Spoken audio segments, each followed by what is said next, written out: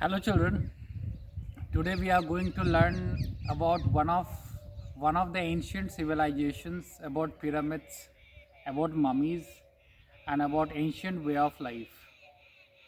So before I go further into the chapter, I want to ask something about to you people, that somewhere in your some classes going into history you must have read about the Great Pyramids of Giza, right?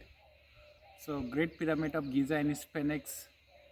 So even in ancient time, it was one of the wonders. Even now, it is one of the wonders, and even in the 1,000 years to come, it will remain a wonders. Now, let me tell you that what is so special about the pyramids of Giza that makes them a wonder. So it is about their gigantic structure. If we talk about the size, so it's 481 feet tall, and in meters, if we take the length, if we take the height, it is somewhere 147 meter, which is higher than Statue of Liberty, but not higher than the Statue of Unity, which is 182 meter. And just now I have talked of Sphinx. What is that Sphinx? So Sphinx is again a very big structure, which is quite ahead of placed quite ahead of the Great Pyramid Giza, and it's a structure which has a body of a lion and the head of a human being.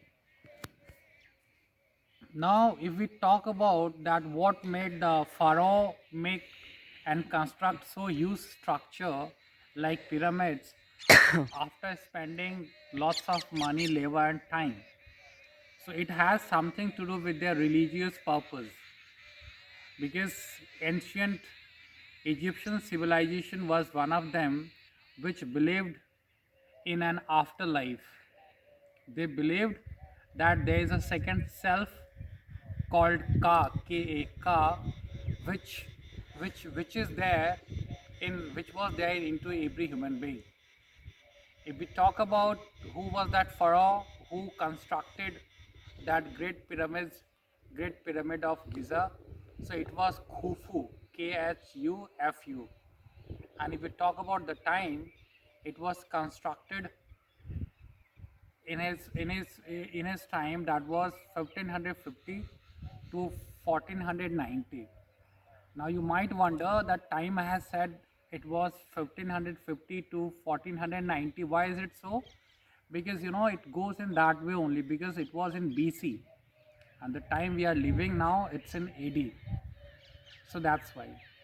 And the Egyptians, they since they believed and in an afterlife, and that's why whenever any powerful pharaoh died, and when the body was to be kept in the burial chambers inside that pyramid, the subject, the people made sure that, and they put a lot of wealth, jewelries, and all expensive stuff and things of day-to-day requirement, which they thought the pharaoh would need in the afterlife. So this is something I have discussed. Why? Because today's chapter we are going to study, the chapter is also related with that same Egyptian pyramidal way of life. And the name of the chapter, it is the third chapter in order from the Hornbill book. And the name of the chapter is Discovering Tut, the Saga Continues. And this chapter is written by A.K. Williams. And it is actually a documentary based on National Geography. In this chapter, we are going to talk about Tut. Tut was a common name, popularly named, but his full name was Tutankhamun, right? And if we talk about the time when he ruled, when he was the pharaoh for the time, so he was the pharaoh for 9 years, and the time was 1332 to 1323, just for 9 years. And he was just a teenager when he died. He was just a teenager and he ruled for 9 years. So his death many considered his death was a murder. And and that's why the entire chapter, this discovering Tut, the saga continues, is all about knowing the mysteries related with the death of the pharaoh Tut, and the other mysteries, and the curse, and the tomb where he is lying his whole life, and finally his death. It was in the year 1922 that when for the first time the English archaeologist Howard Carter exposed the mummy of Tut, and he did this, and after discovering the mummy of Tut, after approximately 80 years, the body was taken for CT scan, and the CT scan was done to solve the mystery and to know the real reason behind the death of this young pharaoh who died in his teenager age group through a process of forensic reconstruction. Now, if we talk about his family's fathers and forefathers and the order in which he became the pharaoh, so we see that his father or grandfather was Amenhotep III. Amenhotep III was a very powerful pharaoh who ruled for almost 40 years. But after him, his son succeeded, and his son's name was same Amenhotep IV. And with his coming, there started one of the strangest period in the Egyptian history. First of all, what did he do? He changed his name. So from his name Amenhotep, he changed his name to Akhenaten, which means the servant of Athens. He did also some of the very strange things which was not quite acceptable for the people. He changed the religious capital Thebes to Amaranda, and then he also attacked a god called Ammon. He ruined his images and shut the door. And after him, there came another pharaoh who was there for a very short time, and then he also died. And after him, who succeeded is the protagonist of this chapter, Tutankhamun, and he just ruled for 9 years. Now we see that when in 1922, when Howard Carter discovered the mummy of Tut after a long search, and after examining the huge wealth, he decided to search the three-nested coffin and the chamber, the tomb where the body of was laid to rest. It was a rock cut 26 feet below the ground, and in the walls there were some pictures, some mural pictures were drawn inside the chambers. And as I've already told you that whenever there died some pharaoh, so along with that coffin they were put very expensive and all essential things, and that's why it was the sources of the greatest amount and huge amount of wealth. So when Howard Carter was trying to study and was trying to lift the body, the mummies of Tut, he was unable to do that because they were put lot many other things. They were put some flowers and then leaves and raisins, and it was also a clear indication that the body was laid to rest in the month of April, March and April, because the things which were put in the coffin, so the leaves and flowers were a pure indication that they were found in the month of April and March and April. Because of that reason, the body, the mummy of Tut got fixed with the solid coffin, gold coffin, and Carter was not able to move the body also.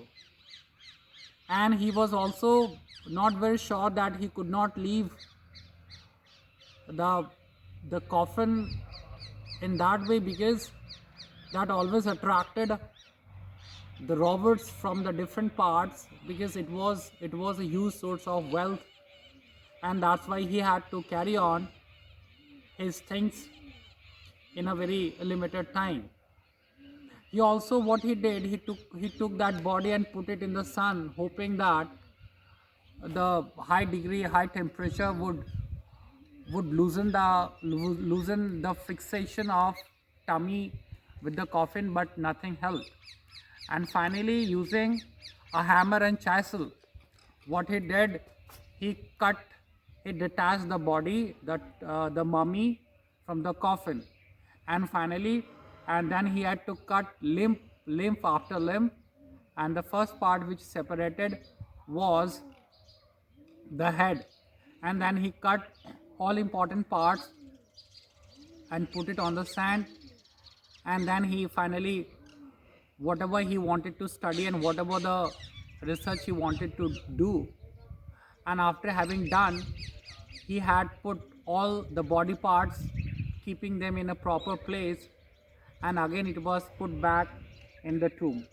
Now here, the other archaeologists and the people around the world, they blame Howard Carter, for having damaged the body, the mummy of Tut. But then Howard Carter had no other option. Now again, as the time moved on, after 80 years, it was the time of January 2005 that the body was taken out for CT scan. And then 100 of the X-rays images were taken to create a 3D image. And then when the 3D image was created, the body was lifted, the mummy was lifted, and then put it in a box.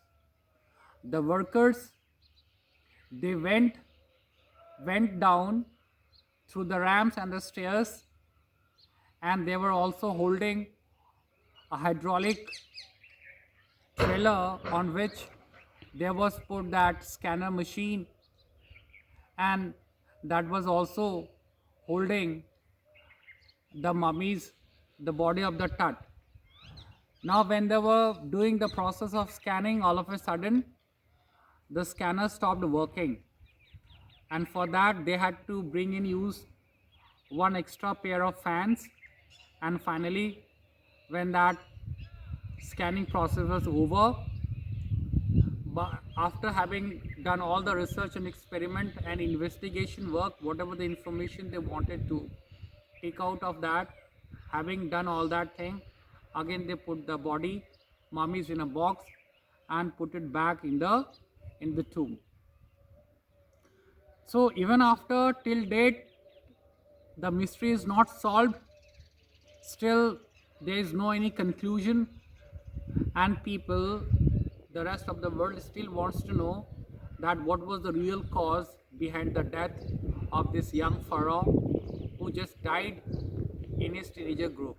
And that's why, children, the title of this chapter is Discovering Tut. The saga continues, because even in the years to come, people would certainly would like to know, and they would do some more amount of investigation and work, that someone who died some 3000 years back, that still it is a matter of so much of studies that some pharaoh who died some 3000 years back, still the world wants to know that what made that end to a young life of the 12th pharaoh of 18th Egyptian dynasties. Is that clear, children? So this was some kind of insight into the chapter. Listen and watch these videos and then go through the textbook. Hopefully you will understand. Even after that, if you find some problem, I would certainly help you to understand the chapter. God bless you.